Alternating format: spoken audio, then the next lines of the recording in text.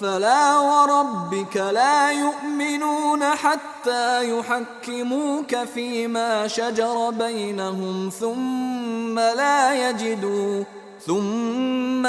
يجدوا في أنفسهم حرجا مما قضيت ويسلموا تسليما.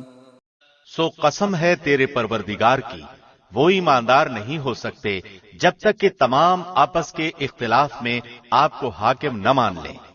پھر جو فیصلے آپ ان میں کر دیں ان سے اپنے دل میں کسی طرح کی تنگی اور ناخوشی نہ پائیں اور فرمانبرداری کے ساتھ قبول کر لیں. But no, by your Lord, they will not truly believe until they make you, O Muhammad, judge concerning that over which they dispute among themselves, and then find within themselves no discomfort from what you have judged, and submit in full, willing submission.